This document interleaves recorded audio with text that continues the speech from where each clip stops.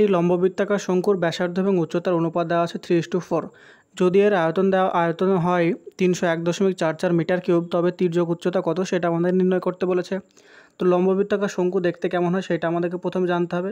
এইটা যদি একটা লম্ববৃত্তাকার শঙ্কু হয়, যেখানে এই দাগটা হচ্ছে তার ব্যাসার্ধ অর্থাৎ আর, এই দাগটা হচ্ছে এইচ এবং এই দাগটা হচ্ছে তার হচ্ছে তির্যক উচ্চতা।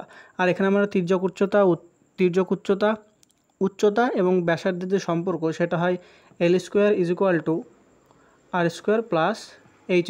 এইটা হচ্ছে আমরা তাদের মধ্যে সম্পর্ক। এবার এখানে আমাদের বলেছে যে ব্যাসার্ধ এবং উচ্চতার যে অনুপাত 3:4 দেওয়া আছে, সেটাকে যদি আমরা 3x এবং 4x ধরি তাহলে এইটা ধরতে পারি।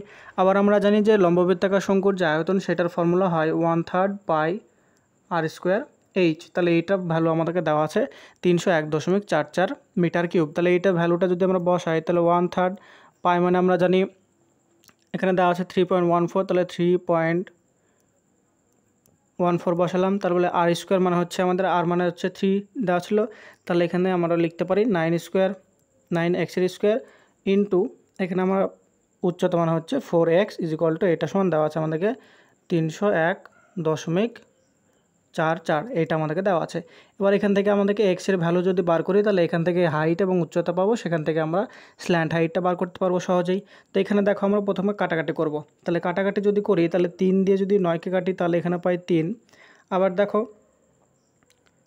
এখানে যদি দশমিকটা যদি তুলে দিই তাহলে নিচে আমরা দুটো শূন্য পাই।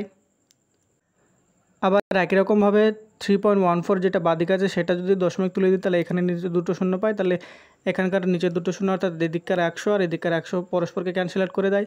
তাহলে এবার যদি আমরা কাটাকাটি করি তাহলে কী হবে দেখো, এই 3 দিয়ে যদি আমরা 301.44কে যদি কাটি তাহলে এখানে আমরা কত পাই, এইটা পাই 1.0048। এইটা হচ্ছে 3 দিয়ে কাটার পর হয়। তারপর আমাদের কী কী থাকছে দেখো, তারপরে এটাকে যদি আমরা 4 দিয়ে কাটার চেষ্টা করি তাহলে হবে 4 দুগুণে 8। তারপরে হবে এখানে কত থাকে, 2 থাকে, তাহলে 4 6 হচ্ছে 24, 4 5 হচ্ছে 20, তাহলে 20 4 নামে, তাহলে তারপরে আছে 48, তাহলে 48কে 4 দিয়ে কাটলে 4 12 48, তাহলে এটা পেলাম 2512।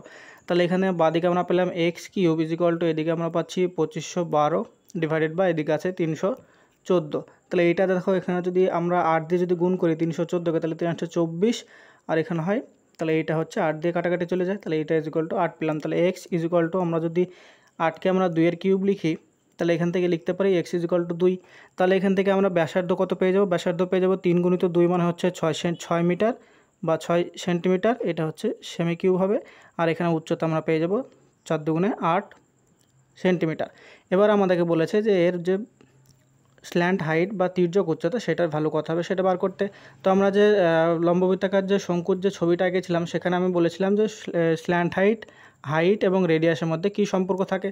তাহলে এইটা যদি আমাদের একটা শঙ্কু হয়, তার এইটা হচ্ছে আমাদের আর, এইটা হচ্ছে এইচ এবং এইটা হচ্ছে এল। তাহলে এই যে ত্রিভুজটা আমরা পেলাম সেটা একটা সমকোণী ত্রিভুজ, যেখানে এইটা হচ্ছে আর, যে এইটা হচ্ছে এইচ এবং এখানে হচ্ছে এল। তাহলে এল বা তির্যক উচ্চতা সমান আমরা লিখতে পারি h² প্লাস R², অর্থাৎ L আমরা কি লিখতে পারি, L আমরা লিখতে পারি √h² প্লাস R²। তাহলে h² করলে কত হবে, 28 64 প্লাস R² করলে পাবো 36। তাহলে এটা যদি আমরা যোগ করি তাহলে পাবো √100, সেটা বর্গমূল করলে আমরা পাই 10 সেন্টিমিটার, অর্থাৎ শঙ্কুটির তির্যক উচ্চতা 10 সেন্টিমিটার, যেটা অপশান নাম্বার সি হয়ে যাবে এখানে সঠিক উত্তর।